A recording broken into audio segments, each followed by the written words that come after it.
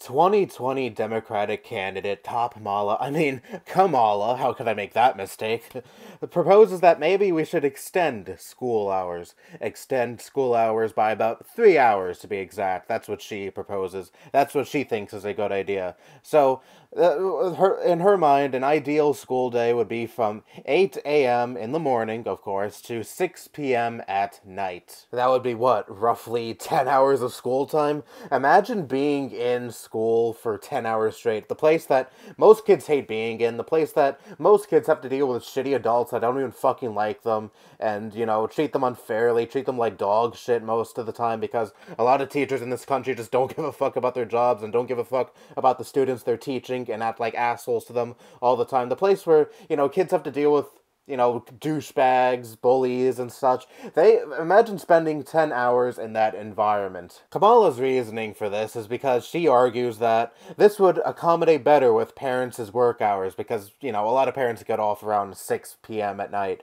And, so there are a lot of parents, usually parents with younger children, who have trouble finding places or people to care for their children while they're away at work. Of course, not all people are like me, who live with 5 people, and usually my grandma's home when I get home from school. Well, I go to college now, so I'm usually never alone, so that was never really a problem when I was little because there was always someone here to take care of me. But of course, there are families out there who, work long hours, and they don't have an immediate family member who could always be there to take care of their child while they are away. I could definitely see why Kamala wants to propose this, but honestly, I think she's going about this the completely wrong way. And here's my solution. Shorten school days and shorten work hours. It may sound like blasphemy to some people, but to me, it makes a lot of sense. In Russia, for example, throughout the course of their school year, Russian students spend 470 hours in school. Compared to here in the US, students spend 990 hours at school in total throughout the whole school year.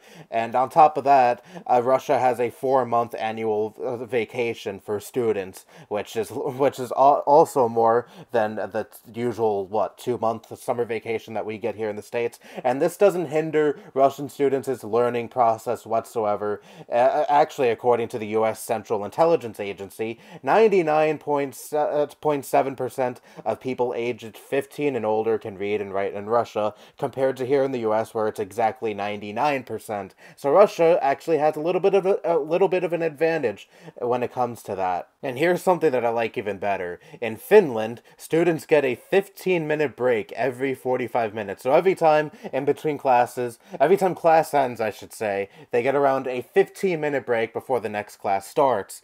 Finnish children attend school between 8 and 9 a.m. each day, according to the article I'm reading right here.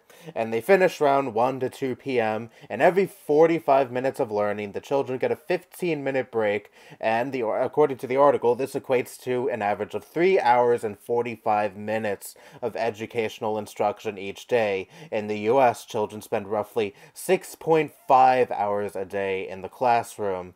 So that is about like half of the hours that children spend doing work and stuff in the classroom, compared to here in the U.S. where we spend 6.5 hours a day doing that in in regular schools like elementary school, middle school, high school. And I really like what Finland is doing here. They let the kids breathe for a little bit. It's not class after class after class, and not just one lunch break in the middle of the day. They actually understand that kids can get stressed out and they need a little time to breathe in between classes. And that's what I really, really like. And also, according to this article, school officials in Finland may be onto something, though.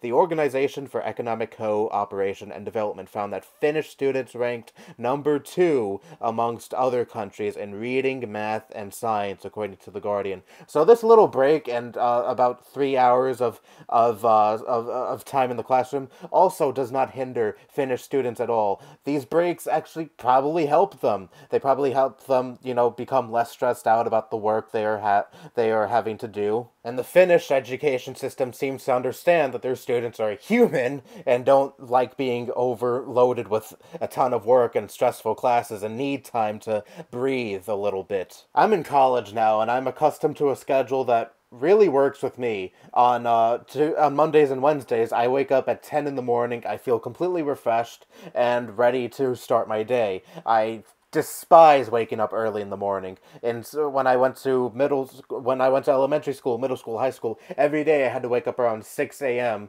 because obviously the school days started around 7 or 8. And I really hated that. I hated having to do that every day. And I still have to do that with college on Tuesdays and Thursdays. I have to wake up at 6 a.m. because my first class is at 8:40 in the morning, and I need to take 2 buses to get to my college. So obviously I need to wake up early and leave at least an hour before my class starts because the commute is around 40 minutes. But the big upside to my early days is I leave before 1 in the afternoon. My last class ends at 12:25 in the afternoon, and I really like that because I have the rest of the day, I have the rest of the day to myself to relax, do things I like. I usually nap right when I get home for about an hour, and then I do things I like after that. Maybe I watch some YouTube, play some video games, or record a video, do anything that helps get my mind off of the work I have to do. And I'm doing well in all my classes. The schedule really does work for me. It keeps me less stressed. I've hardly been stressing over college throughout the course of this semester so far, whereas with high school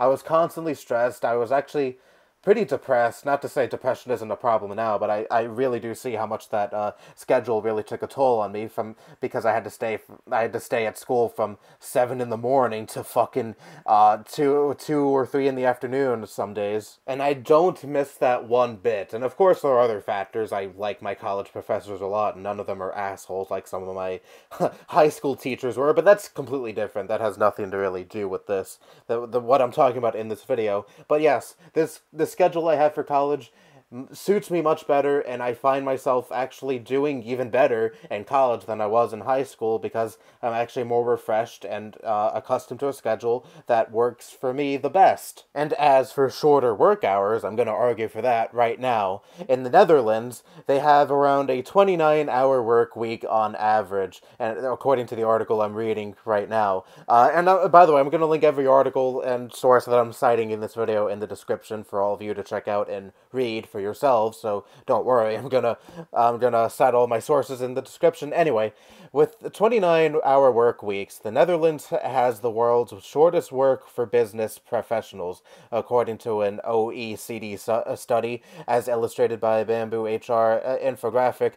Women in the Netherlands typically worked 25 hours a week, and men typically worked 34 hours a week. At 76%, the Netherlands also had a fairly high employment rate. And let's compare this to the U.S. right now. The U.S. employment average right now is 61% as of September 2019. And the all-time high employment average was in April of 2000 at 64.70%. Now, of course, the article says that the high employment rates in the Netherlands aren't directly tied to the working hours that people have in the Netherlands, but it's certainly something to take into account. I mean, 86% employment rate in the Netherlands is certainly nothing to sneeze at compared to the 61% employment rate we currently have in the U.S. right now, and we have significantly longer work hours than the Netherlands does, and they trump us when it comes to employment rates. I mean, there's really no arguing that. The average man